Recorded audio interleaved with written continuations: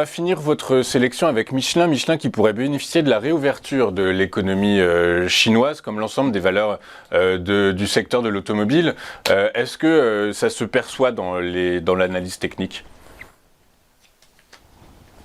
Alors, Michelin, oui, et là aussi à une croisée des chemins.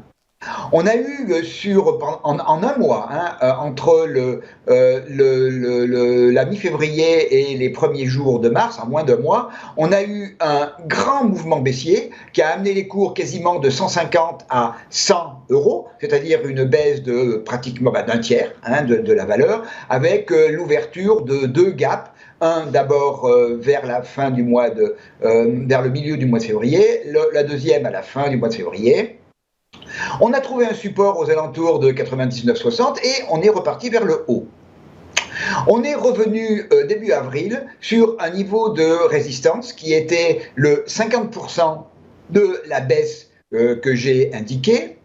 Cette baisse, cette remontée a permis de réduire la taille du gap qui a été ouvert à la toute fin du mois de février, mais pas de le fermer. C'est-à-dire que les acheteurs n'ont pas eu la force, il n'y a pas eu un mouvement acheteur qui a permis de franchir cette zone aux alentours de 121, 123 euros.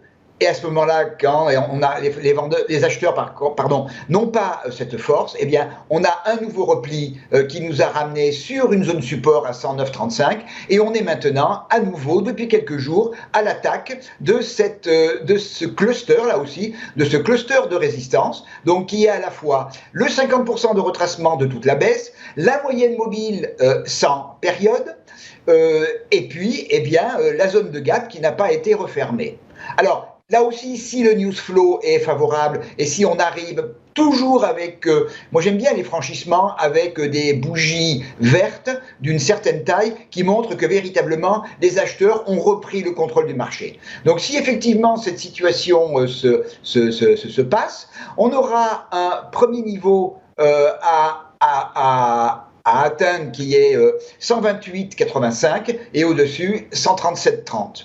A contrario, si le news flow est négatif, on aurait un repli. Ce repli nous ramènerait vers, à ce moment-là, un cluster de support, lui, qui est la moyenne mobile exponentielle 34, le retracement 38,2 et une zone de support qui est aux alentours de 117,25, 117,60.